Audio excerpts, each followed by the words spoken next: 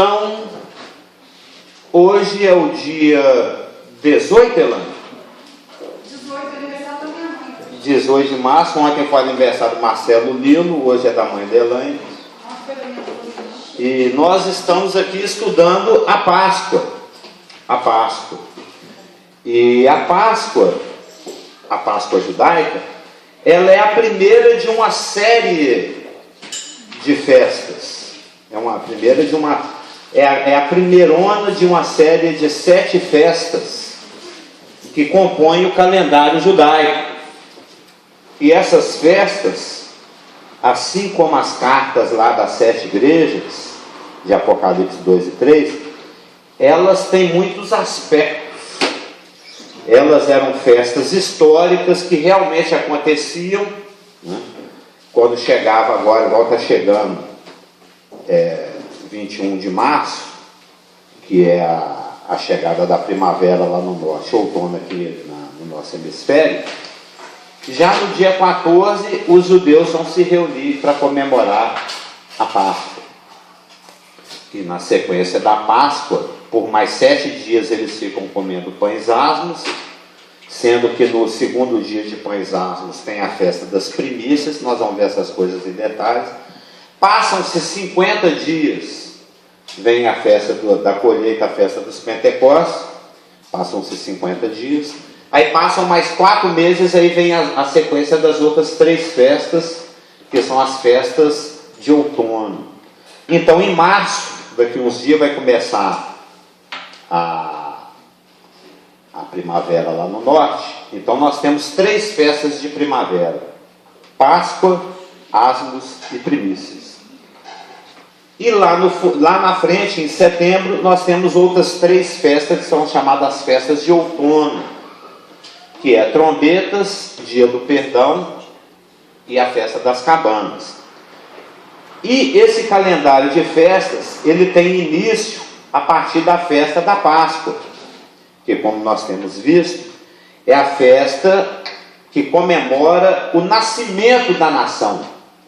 Na realidade, a festa da Páscoa é aquela festa que comemora o parto de Israel. Israel deixa de ser uma família que desceu para o Egito 430 anos antes, Jacó e mais 70 pessoas, e agora passa a ser uma nação. Milhares de pessoas, milhões de pessoas são tiradas do Egito pela mão poderosa de Deus, e eles são levados ao deserto. E lá no deserto, passados 50 dias depois deles terem saído do Egito, deles terem sido libertados, quando eles chegam no pé do Monte Sinai, né, como os irmãos talvez possam ver aí, daqui a pouquinho nós vamos acompanhar essa tabelinha, que nós temos 3 festas que são sequência, é uma sequência. Observa aí a Páscoa, que tem a festa e logo embaixo tem o dia. A festa da Páscoa é no dia 14. Aí por 7 dias depois, do dia 15 até o dia 22, eles ficam comendo os pães asmos. E aqui está até errado, quem escreveu esse quadrinho aqui colocou no dia 16 de abril, no dia 18 de abril, mas no dia 16. Porque Jesus Cristo morreu na sexta-feira 14, ele descansou no sábado 15 e ele ressuscitou no domingo 16. Então as primícias, onde está aí dia 18, na realidade é 16. Depois tem que corrigir aí. Eu aproveitei esse gráfico, ele está muito bom, mas ele tem 1 ou 2 coisinhas erradas. Uma delas é esse 18 aí, pode mudar para 16. Então são 3 festas que acontecem em 8 dias. 3 festas que acontecem em 8 dias. A Páscoa no dia 14, eles comem pães asmos por 7 dias, do dia 15 até o dia 22, e sendo que no dia 16 eles têm a festa das primícias.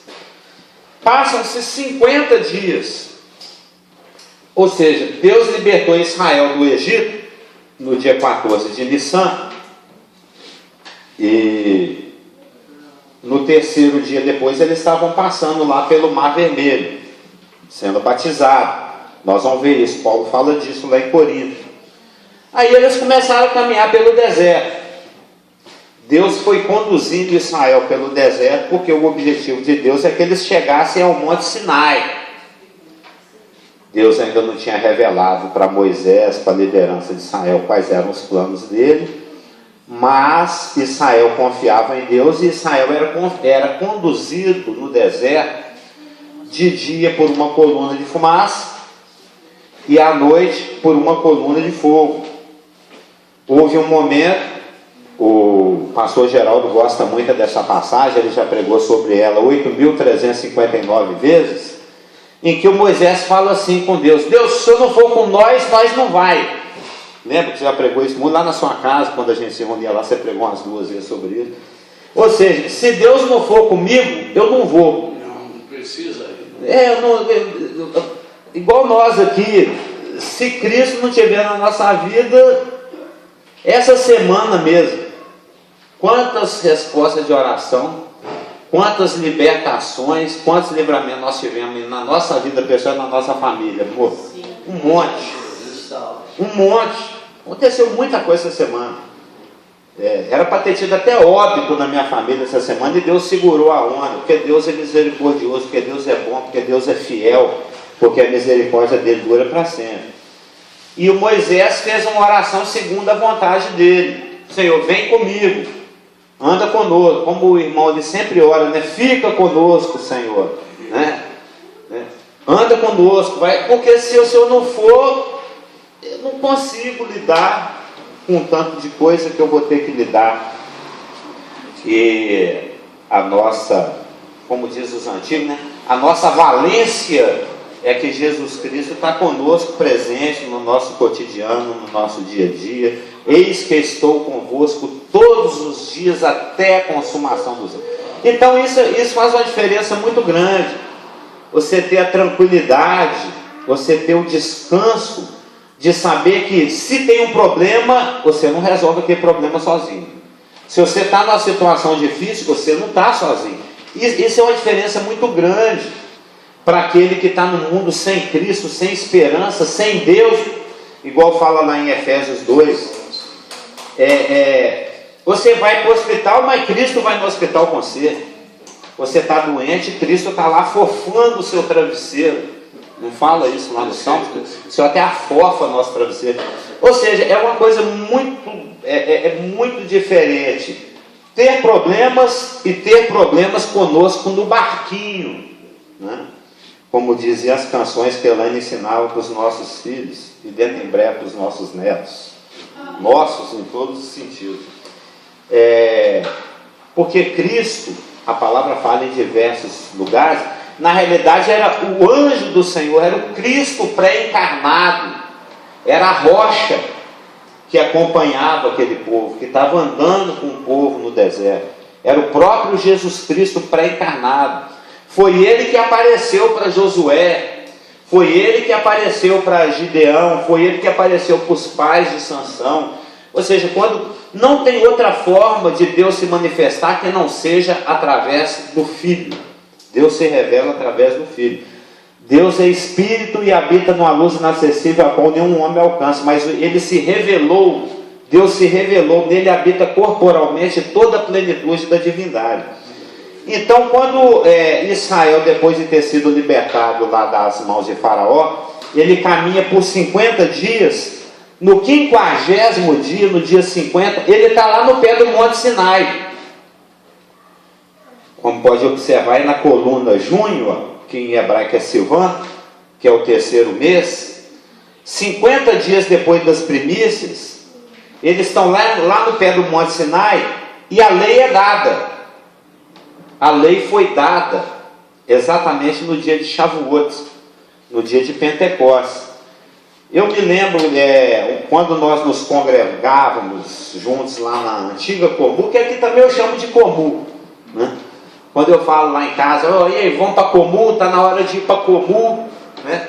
Desde aquela época da Comu, que eu gosto desse termo, Comu, comunidade, comunhão, eu gosto muito desse termo. E quando nós íamos lá na primeira Comu, lá na igreja onde nós nos reuníamos, Eu me lembro, lá nós temos um amantíssimo irmão. Esse ano ele vai fazer já 71 anos, se não me engano. Ele é de 1947, 53, 60, 71. Que é o Ivan Araújo Neves, conhecedor da palavra. E todo mundo que conviveu com ele sabe que ele é muito fã do Davi. Porque o Davi,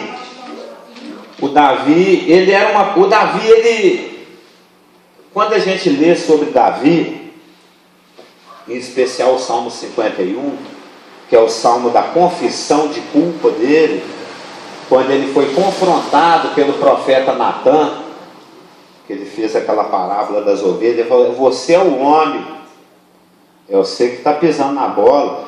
O interessante do Davi, por exemplo, o Saul, quando o profeta Samuel confrontava Saul em seus erros, ele inventava uma desculpa.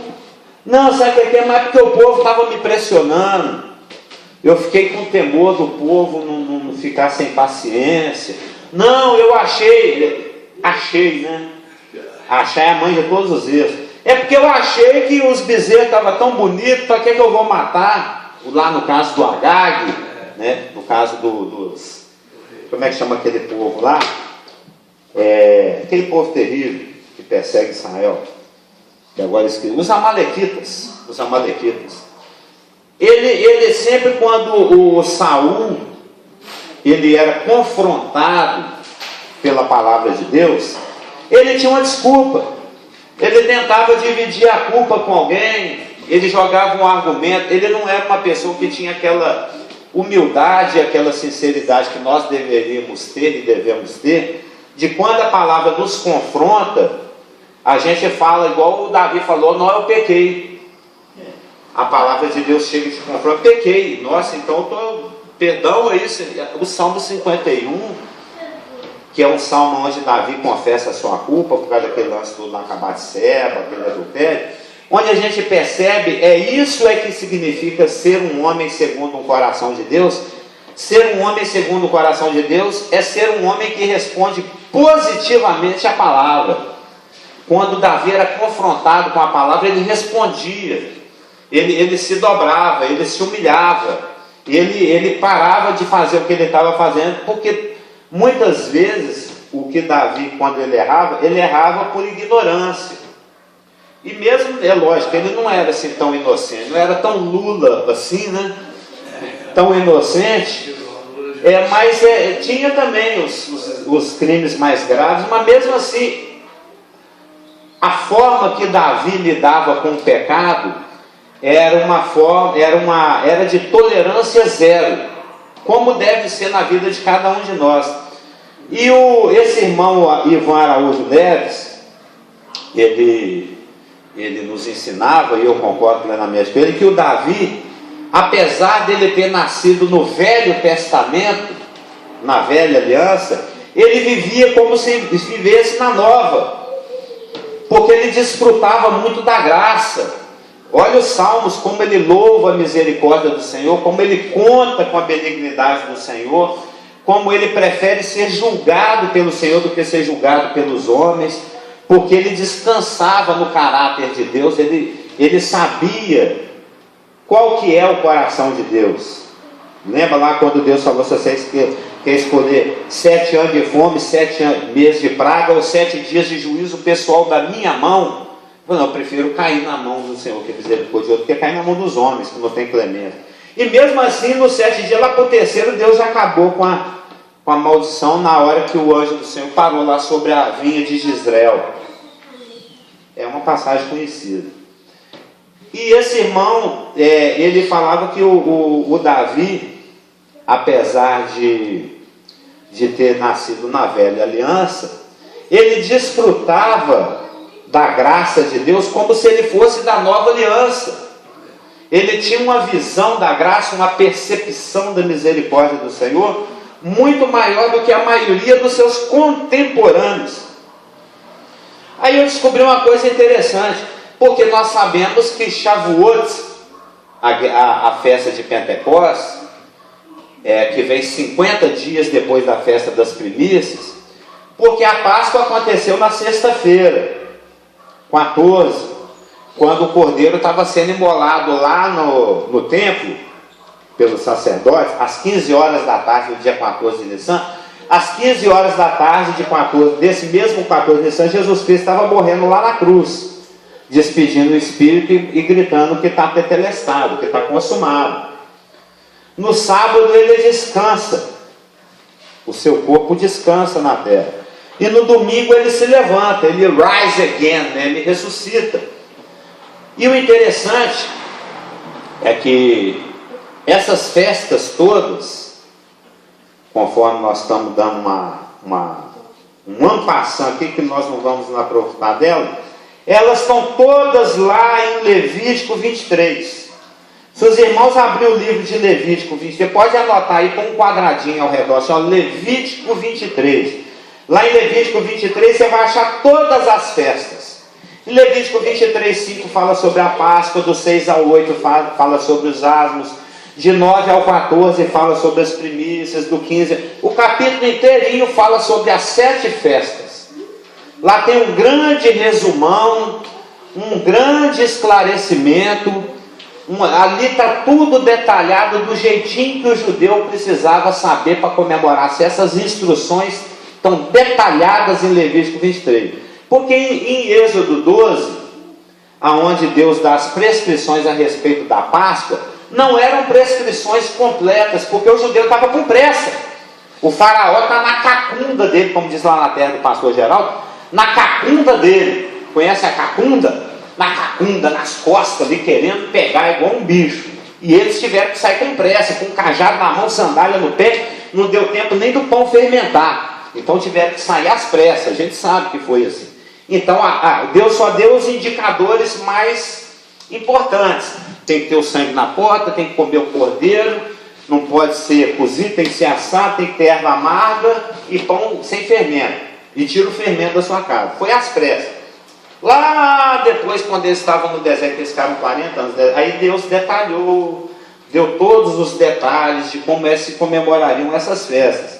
E essa festa de Pentecostes, que acontece 50 dias depois, foi o dia que o Senhor entregou a lei lá para Moisés no Monte Sinai.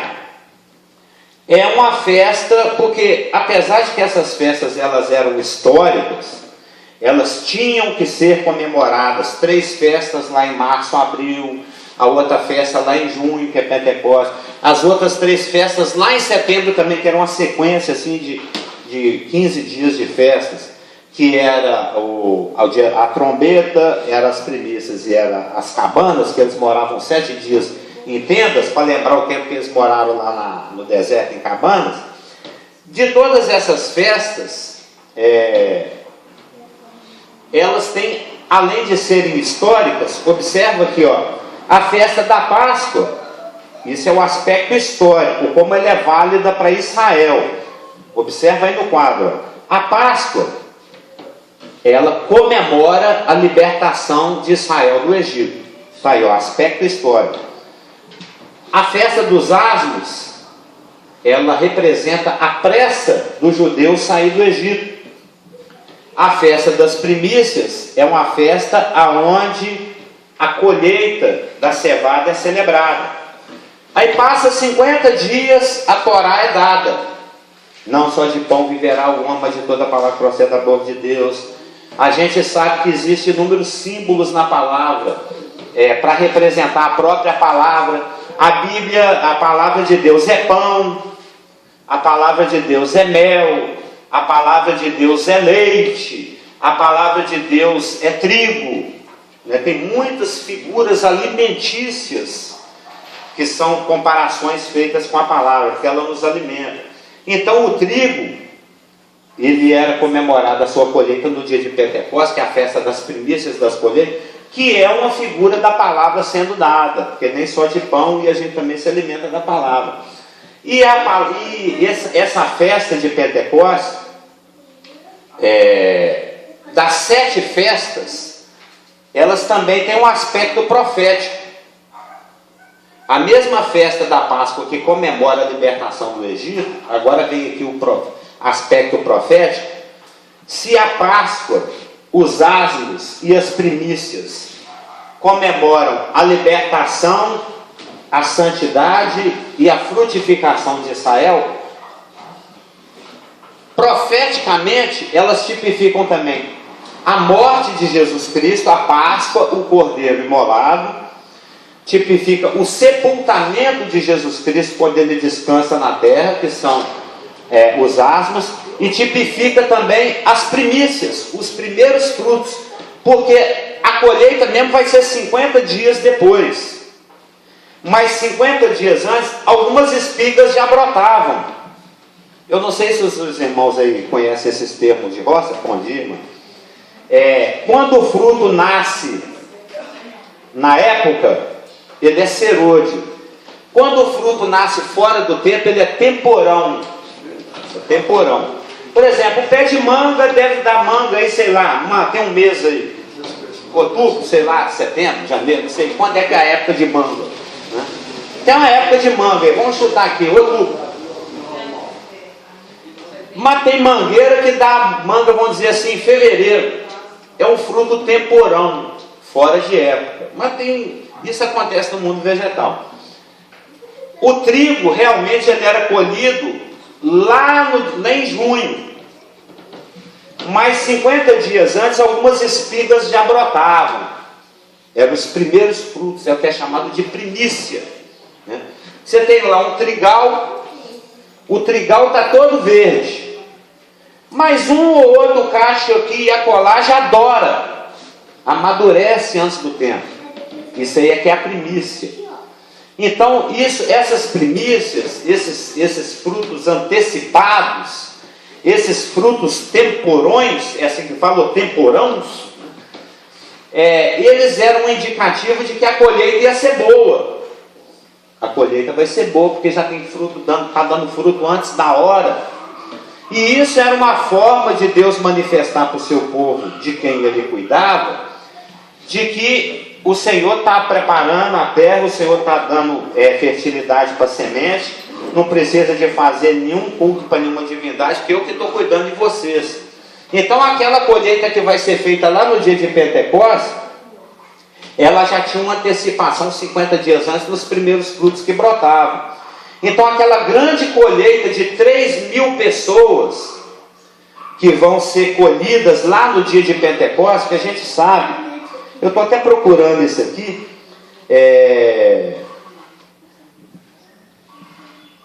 porque a gente sabe que o Pedrão, a igreja foi criada no dia de Pentecostes.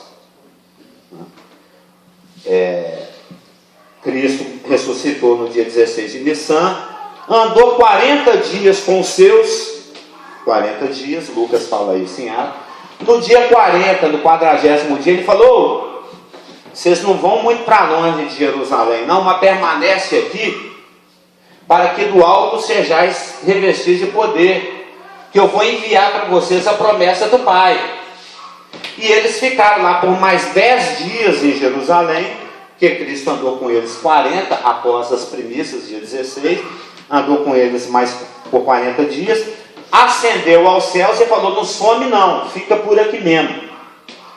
Eles ficaram por ali e chegando no dia de Pentecostes, eram aproximadamente 120 pessoas, eles estavam reunidos em oração, e veio como que um vento impetuoso, línguas como que de fogo, pousou, e a igreja foi criada.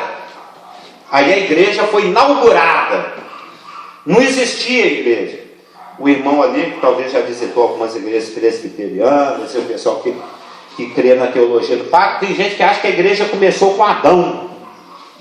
Tem gente que acha que a igreja começou com Moisés, né? Mas a igreja começou foi no dia de Pentecostes, lá em Atos 2.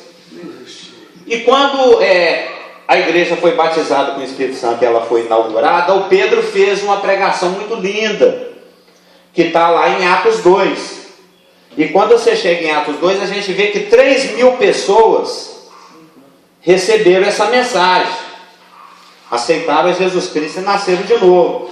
Não está lá, ó, Atos 3, ó. Atos 2 quer dizer, Atos 2:41. Então os que aceitaram a palavra foram batizados, havendo um acréscimo naquele dia de quase 3 3.000 pessoas. A primeira pregação, 3.000. Aí quando você vai lá em Êxodo 32, 28, a gente tem uma comparação muito interessante entre a lei e a graça, por exemplo, no livro de Gálatas, aonde Paulo faz alegorias que ele compara a lei ao Monte Sinai e ele compara a graça a Jerusalém Celestial. Ele fala que quem é evidente que pelas obras da lei ninguém será justificado perante Deus. A lei não veio para dar justificação, ela veio para nos conduzir, para conduzir o judeu a Cristo, né? Então, a lei, quando ela é contrastada com a graça, a gente vê que a lei é um ministério de morte e a graça é um ministério de vida. A gente vê que a lei é inferior e que a graça é superior. A gente vê que a lei é temporária e caduca e que a graça é permanente, ela é eterna. Isso é assunto do livro de Gálatas, isso é assunto do livro de Hebreus. E se no dia de Pentecostes, com a inauguração da igreja, 3.000 pessoas nasceram de novo, quando a lei foi dada, aqui em Atos 23, em Êxodo 23, eu perdi o versículo aqui, que eu tenho anotado. Lá em Êxodo 23, 28,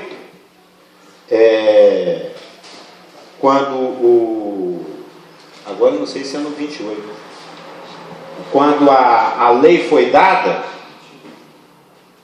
o Moisés sobe para o alto do Monte Sinai para receber a lei da mão de Deus. E ele se demora lá por 40 dias, igual Jesus Cristo andou 40 dias aqui com os seus. E quando ele desce lá do Monte Sinai, o que está acontecendo?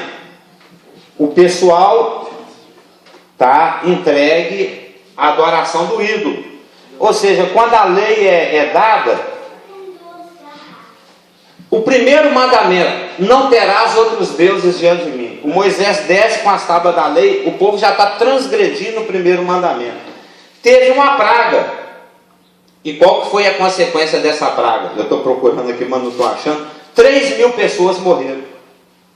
3.000 pessoas morreram. Eu anotei aqui como Êxodo 23, 28, mas não está aqui no Êxodo 23, 28. Assim que Moisés desce do Monte Sinai, que ele encontra o povo entregue à idolatria, ele quebra as tábuas, é no 33, 28, eu que anotei errado. Ele quebra as tábuas, transforma aquele em pó, faz o pessoal beber e Deus manda uma praga. Olha lá no Êxodo 33, 25. Vendo Moisés que o povo estava desenfreado, pois Arão o deixara solta para vergonha no meio de seus inimigos, pôs-se em pé à entrada do arraial e disse: quem é do Senhor, vem até mim. Então se juntaram a ele todos os filhos de Levi, aos quais disse: assim diz o Senhor, o Deus de Israel, cada um cinja a espada sobre o lado, passai e tornai a passar pelo arraial de porta em porta, e mate cada um a seu irmão, cada um a seu amigo e cada um a seu vizinho. A lei era terrível, né? E fizeram os filhos de Levi segundo a palavra de Moisés, e caíram do povo naquele dia uns 3.000 homens. Ou seja, se com a entrega da lei 3.000 morreram, com a entrega da graça 3.000 viveram. É um contraste. 33, 28. Eu li desde o 25 para ler o contexto, né? Não, é 32. É que o 33 está aqui do lado. Êxodo 32, 25. E o versículo chave mesmo é o 28. Na lei, quando a lei foi dada, 3.000 morreram.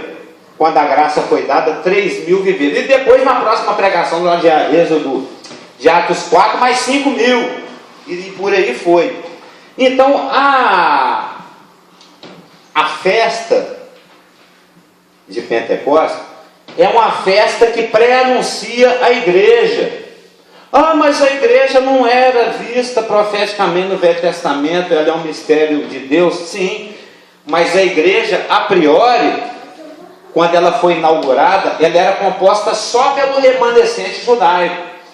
Então, as 7 festas são ligadas sim a Israel, inclusive a de Pentecostes, porque Pentecostes, ainda que celebre, entre aspas, a igreja,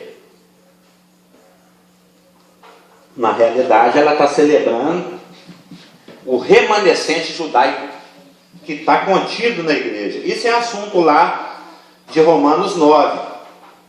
Nem todo que é de Israel é de fato israelita. Você tem que ter o DNA de Abraão, mas tem que ter a fé de Abraão. Nós não temos o DNA de Abraão, mas temos a fé de Abraão. E também somos filhos de Abraão, segundo a fé. E o interessante é que a festa de Shavuot, ou as festas de Pentecostes, que profetiza a igreja, ou que profetiza o remanescente judaico dentro da igreja, que é uma festa que fala da graça. E, conforme eu estava comentando, o nosso irmão Ivan, que citava tanto o Davi como alguém que vivia na graça, ainda que ele vivesse no período da lei, eu descobri essa semana, o interessante é que Davi nasceu e morreu no dia de Pentecostes. Não é interessante isso?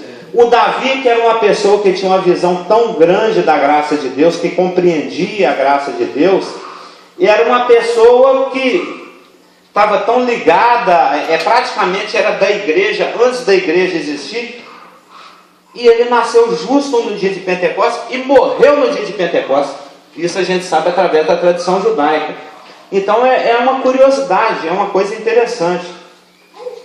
E a festa, essas festas da Páscoa, a festa dos asmos e a festa das primícias, foram festas que foram estipuladas por Deus, além de ter o aspecto da celebração, além de ter um aspecto social, além de ter um aspecto da alegria, além de ter a conotação didática, além dela ter um propósito de ensinar, além dela ter um propósito de fazer ficar vivo na memória para não deixar esquecer, além dela ter o aspecto, toda essa questão histórica, ela também preparava o judeu para reconhecer Jesus Cristo, o Cordeiro de Deus, quando ele viesse. Porque a Páscoa, os asmos e as primícias, elas fazem uma alusão profética a 3 eventos, a 3 acontecimentos muito importantes na vida do Messias. Páscoa, a sua morte; os asmos, o seu sepultamento; e as primícias, a sua ressurreição. Porque no momento em que a Páscoa estava sendo imolada lá no templo, Jesus Cristo estava morrendo na cruz, às mesmas 15 horas da tarde.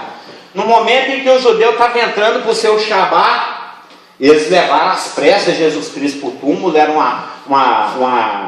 um sepulcro novo, que não tinha nem sido estreado, escavado na rocha, que foi cedido pelo José de Arimateia. Olha só para você ver o coração desse homem. Você paga um plano funerário a vida inteira. Igual eu já posso morrer tranquilo, viu, gente? Vocês não precisam esquentar a cabeça comigo, não. Porque o mesmo plano funerário que enterrou meu pai ano passado, a minha mãe paga o bom Jesus. Então eu já estou com a minha sepultura já está paga, eu já posso partir tranquilo. Que é a única coisa que interessa. Esse negócio de carne em casa, você tem que comprar a sua sepultura. Pois é, mas eu já posso morrer garantido, porque eu já tenho um buraco para me jogar, já está pago. Mas imagina o Zé de Arimateia pagou aquele plano Bom Jesus a vida inteira. Pagou o carnezinho, como minha mãe paga lá o carnezinho, todo mês já paga o carnezinho para a gente ter uma sepultura já garantida. A vida inteira ele pagou lá o plano Bom Jesus, né? Agora quando eu morrer, eu posso morrer tranquilo, porque eu tenho a sepultura novinha, e Jesus vai embora, ele cede. O coração desse homem, ele dá lá a sepultura dele novinha, caríssima, VIP, né? Em plena Jerusalém, uma sepultura no centro de Jerusalém, em plena cidade de Jerusalém, exclusiva só para um corpo, não é coletiva, né? Uma coisa bonita, coisa de gente rica, e ele era rico. Coisa fina. Coisa fina. Josefina, exatamente.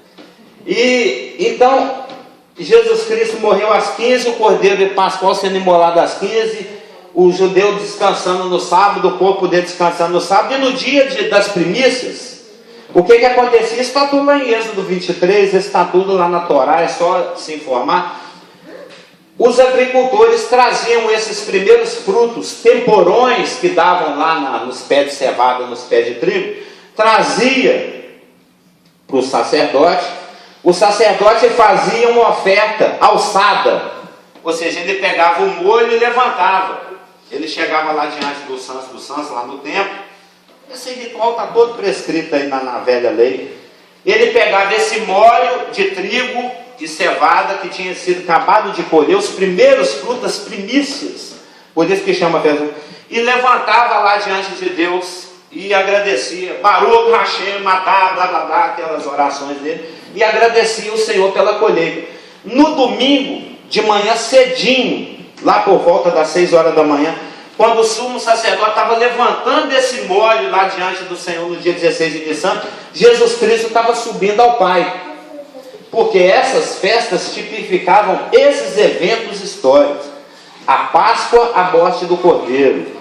Os asmos, a pureza. Por que os asmos têm a ver com o sepultamento de Cristo? Porque a palavra fala, lá em Êxodo 12, em Levítico 23, que o Cordeiro ele tinha que ser macho, de 1 ano, sem defeito. Sem defeito significa que ele não podia ter nenhuma imperfeição física, uma orelha torta, um mancando de alguma coisa. Essa integridade física do cordeiro, bicho animal que era imolado, era um tipo, símbolo e sombra da perfeição de caráter de Jesus Cristo, que era puro, que era imaculado, que era inocente. Existem inúmeros versículos, eu não sei onde eles estão aqui agora, que fala da inocência de Cristo. O Pedro fala que ele era como de um cordeiro imaculado. O Pilatos, não vejo nele crime algum. O sumo sacerdote deu testemunho da inocência. O Judas deu testemunho de inocência. Eu traí pecando sangue inocente. O ladrão do lado dele deu testemunho de inocência. A mulher de Pilatos deu testemunho de inocência. Eu até anotei o nome dela aqui outro dia. É Cláudia alguma coisa. Deu testemunho de inocência. Houveram 7 testemunhos da inocência de Jesus Cristo. Então, o asmo, o fermento, que é um tipo da não sinceridade e da impureza e do pecado, tem como contraponto a ausência do fermento, significa a inocência, a pureza de caráter, a integridade, que era um tipo de Jesus Cristo. Então, a pureza e a inocência de Cristo foram um dos motivos de Jesus Cristo ter ressuscitado, porque Romanos 6,23 fala que não era possível que ele fosse retido pela morte, porque a opsônia toamartia é o tânatos, ou seja, o salário do pecado é a morte. E ele não tinha pecado. A gente sabe através de João, através de Hebreus, através de inúmeras passagens, que nele não havia pecado. E além dele não ter a natureza pecaminosa, ele nunca pecou, ele nunca errou, ele nunca cometeu um ato falho. Então, os asmos, a festa dos asmos que os judeus comemoravam, era um tipo, sombra e figura da pureza e integridade de Cristo, que fazia dele um ser santo, que ainda que o corpo dele fosse descansar na morte, representado pelo pano usado, porque o salário do pecado é a morte, ele não tinha morte, a morte não podia retê-lo. Não tinha motivo para ele ficar na morte, como o Rafael Belém falou uma vez. Aconteceu um erro de protocolo. É quando o computador fica doidão assim, porque ele tem que configurar uma coisa que não é configurável, né? O Jesus Cristo, ele desce para o inferno. O inferno é lugar de pecador, ele é santo. A morte não pode segurá-lo. Aí ele vai e ressuscita. No momento em que ele ressuscita, o sumo sacerdote está lá oferecendo molho diante do Senhor, apresentando as primícias, lá diante do templo.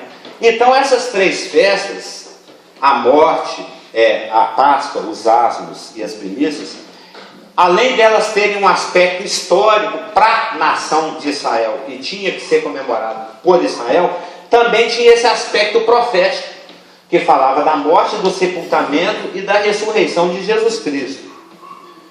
Quando nós chegamos em 1 Coríntios capítulo 5, verso 7, o apóstolo Paulo, fazendo uma aplicação, que Romanos 15 fala que tudo que foi escrito por nosso consolo, por nosso ensino, para a gente ter esperança, né? E onde é que eu ia citar? 1 Coríntios 7. Sim. É 7? 5. Hã? 5, 7. O Paulo, ele está usando a experiência de Israel para nos trazer ensinos. E lá no capítulo 5 de 1 Coríntios, no verso 6, para pegar o contexto, ele fala assim, ó, não é boa a vossa arrogância, a vossa jactância, a vossa se-achância, seria, né? Jactância, é o cara inchado de si mesmo, né? Não sabeis que um pouco de fermento leveda a massa toda? Ele está fazendo uma analogia. Lançai fora o velho fermento, os costumes, os hábitos do velho homem, para que sejais nova massa. Não é que a gente ainda não é nascido de novo. Ele está falando assim, porque muita gente entende esse versículo assim, dá uma consertada na sua vida, para depois você vir para Jesus. É aquilo que o pastor Geraldo já pregou 11.784.389 vezes na praça. Venha como está. Você não precisa consertar a sua vida. Isso é do diabo. Você não vai consertar nunca. Se você primeiro for ajeitar todos os detalhes da sua vida para depois aceitar Jesus, não vai. Isso é lero-lero do capeta. Não cai nessa. Você vem do jeito que você está, todo arranhado, cheio de vício, todo arrebentado, e Cristo vai te lapidando, o Espírito Santo vai te dando convencimento, ele vai mudando a sua opinião, vai te dando novas convicções. Eu já contei aqui de uma menina lá, a velha Comum, a gente evangelizando, e a menina falou, não, mas se eu aceitar Jesus, eu vou ter que parar de ir no carnaval, e eu gosto muito de axé. Não fui eu que evangelizando, era alguém que estava evangelizando, eu estava do lado.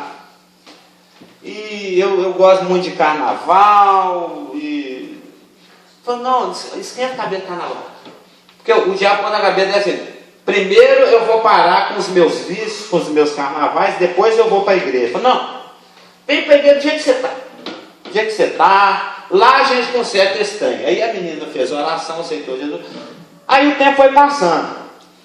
Ela nasceu de novo, frequentando a igreja, passou algum tempo, era o carnaval, ela foi. Ela chegou lá e ficou totalmente sem ambiente, totalmente sem lugar, não tinha mais a graça que tinha.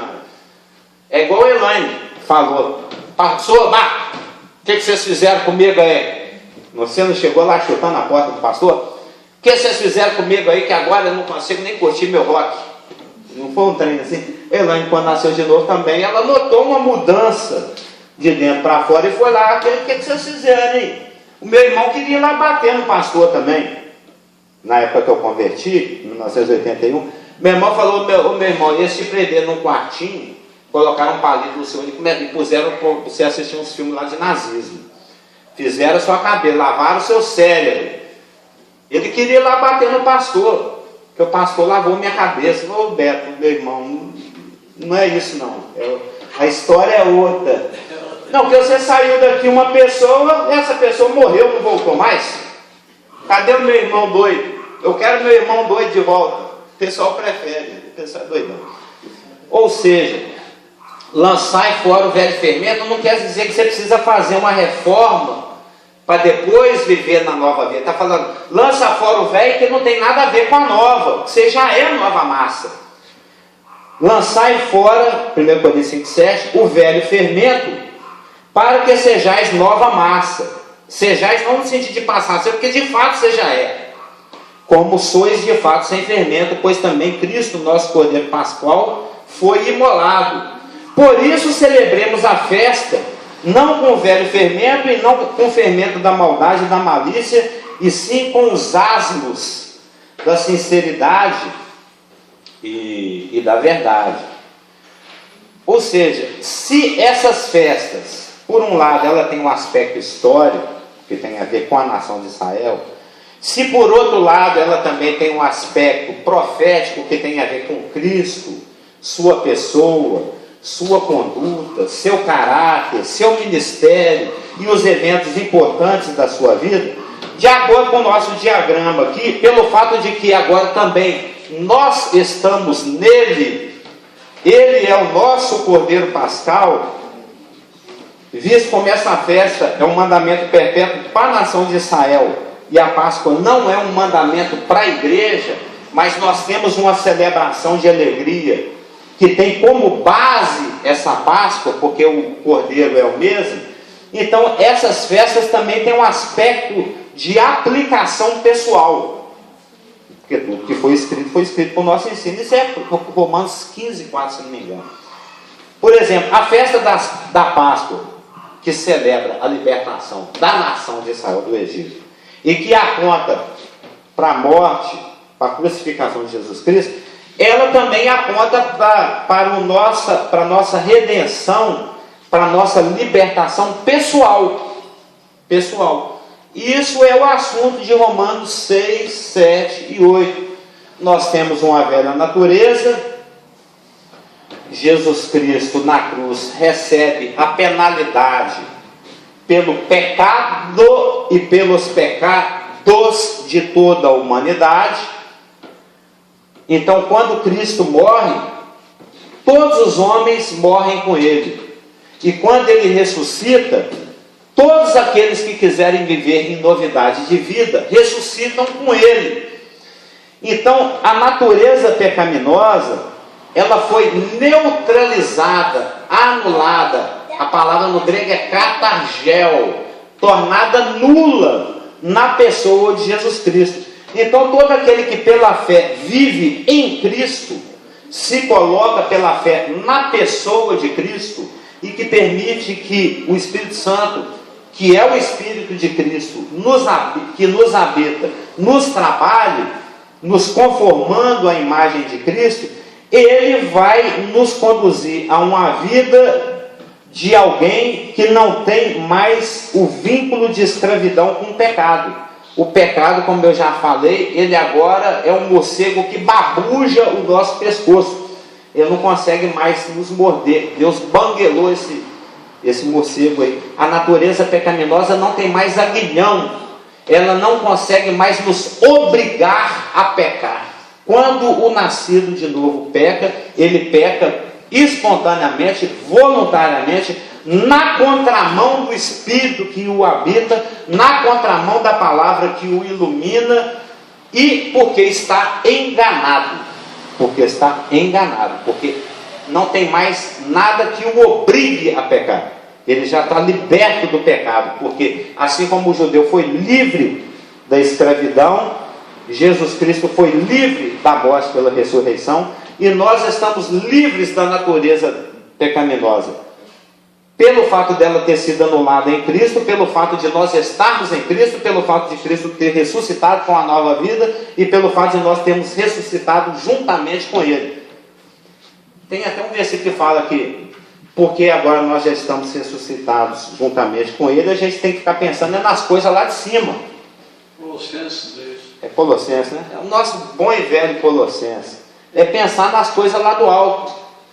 Eu, sinceramente, cada vez mais eu não vejo sentido em viver e reagir nesse mundo de acordo com a minha velha natureza. É engraçado, é porque durante uns 30 anos eu fiz maior força para vencer esse tipo de coisa. Eu sou uma pessoa que, apesar de ter um certo conhecimento da palavra, o meu velho homem tem um estopim muito curto. Se eu chego numa fila, a pessoa demora 3 segundos, eu já começo a perder a paciência. Isso é o casamento nervosinho lá, aquele que morreu. Está lá vendo? Aí ontem eu comentei com a Lulu, que foi uma correria ontem, um monte de coisa para fazer. E eu saí de casa, porque quando o bicho pega pro seu lado, você ora mais, né? Aí eu já saí de casa assim, espírito de oração e coisa e tal, para fazer todas as coisas, aquela maratona de coisas que eu ia ter que fazer no dia. E o Espírito Santo, ele vai te dando orientações e toques em pequenos detalhes. Normalmente eu sou uma pessoa mais impaciente, por isso que eu nem tenho carteira de motorista, porque como pedestre eu já sou um desastre. Aí eu saio mais na minha que eu quero dizer é na do Espírito. Aí você começa a observar como as pessoas são egoístas, como as pessoas agem e reagem de uma forma de se autopreservar, de defender o seu primeiro, de olhar sempre o seu lado. É por isso que o Brasil não dá certo. A gente é muito individualista, a gente quer muito só resolver o nosso problema, não estou nem aí para o do outro, a não ser aquele que é nascido de novo e vive no Espírito, ou aquele que é religioso e está plantando à toa. Mas aí você é entesourando para o fogo, como diz Jeremias. Aí você vai andando, você vai vendo as pessoas que querem ser a primeira em tudo. Tá? E como eu estava no outro espírito, vai, pode primeiro, fica à vontade. Aí quando você está no espírito, você se coloca em segundo plano, aí você vê como as pessoas se atropelam, como as pessoas pisam em cima do direito da outra para fazer prevalecer o seu. Por quê? Porque estão presas à natureza pecaminosa. A palavra fala que nem sabe eles em que eles estão tropeçando. Então cabe a nós que somos nascidos de novo, que já temos a presença do Espírito, temos a iluminação da palavra, iluminar para essa galera. É aquilo que o pastor Geraldo já pregou 638 vezes. A gente tem que ser luzeiro desse mundo tenebroso. Lá em Filipenses, luzeiro, a gente é a luz. Se a gente não iluminar, a galera tropeça. Ou seja, nós temos um ministério de reconciliação, um ministério de vida, um ministério do Espírito, onde nós temos ferramentas e mecanismos, coisas na nossa mão, verdades, princípios, preceitos, promessas, que facilitam e que abrem as portas no nosso dia a dia, e que Deus, através da sua misericórdia, pode nos usar para levar para outros também. Não custa nada ser abençoado, não custa nada ser orar. Às vezes é uma pessoa desconhecida, ela nem sabe que você está orando por ela, mas você vê ali uma situação, você pode orar. Você vê uma coisa na televisão, você pode exercer seu ministério sacerdotal de intercessão o tempo todo. O tempo todo. Você está lá no hospital esperando por um atendimento, está vendo uma pessoa ali com problema, ora por ela em segredo ali na miúda. Não custa nada. Pode ser até que você venha galardão. Se não ganhar também, você está beneficiando alguém, você está abençoando a vida de uma pessoa. Então, se a Páscoa celebra a libertação da nação, ela profetiza a morte de Cristo e ela anuncia também a nossa redenção do pecado, uma natureza que não nos prende mais. Se os asmos falam da pressa de Israel deixar o Egito e fala do caráter de Cristo, do seu sepultamento e da impossibilidade da morte retê-lo por causa da sua pureza e inocência, também fala da nossa pressa de abandonar esse tipo de comportamento, de abandonar essa malícia, essa maldade e correr para a verdade, e correr para a santidade, e correr em direção à vontade de Deus. Se a festa das primícias, ela era uma festa histórica que celebrava o quanto que Deus cuidava de Israel por ter providenciado o trigo para eles, também é uma festa que profeticamente fala da ressurreição de Cristo, mas também é uma festa que particularmente para nós fala da manifestação do caráter de Cristo em nós, porque agora nós somos nova criatura, e assim, se alguém está em Cristo, nova criatura é. As coisas antigas se passaram, tudo se fez novo. Se a festa de Pentecostes fala da colheita e do cuidado de Deus para Israel, fala do derramamento do Espírito e da criação da igreja, que é a noiva de Cristo, que também fala da nossa experiência pessoal no cotidiano com o Espírito Santo. uma vida de obediência. E lá nas festas do futuro, porque dessas 7 festas, 4 já se cumpriram. Cristo já veio, já morreu, já ressuscitou, a igreja já foi inaugurada. Falta agora trombetas, dia do perdão, e as cabanas, que são proféticas do futuro. 4 de 7 já cumpriu, por que as outras 3 não vão? Que a trombeta tocar, Israel ser reunido, virá de Sião libertador e libertará Israel, Jacó dos seus pecados. Jesus Cristo convoca Israel, reúne, Mateus 25, os anjos de uma outra extremidade do céu, reúne os escolhidos. Daniel 9:24 se cumpre, 9:24b, o A, 9:24a, quando ele faz cessar a transgressão, expia a iniquidade e perdoa os pecados, e introduz a nação no reino milenário, que é a festa do Sucote, ou das cabanas, que é a festa da habitação, que fala profeticamente da restauração de Israel, fala profeticamente da salvação de Israel, fala profeticamente do estabelecimento do reino de Israel, mas que também nos fala a respeito da responsabilidade de congregar, da responsabilidade de nos amarmos, da responsabilidade de ter um caminhar vitorioso, e fala da responsabilidade de mantermos uma vida de constância na presença de Deus, que é o significado de habitar. Quando o pastor já vem aqui para frente, que ainda falta poucos minutos. Já passou 13 minutos. Então vamos encerrar. Hoje falta quantos domingos para Páscoa? Ainda 2, né? Falta mais um. Então tem mais 2 domingos ainda para a gente falar desse assunto. Aí a gente continua falando mais um pouquinho. Amém? Irmão geral, pode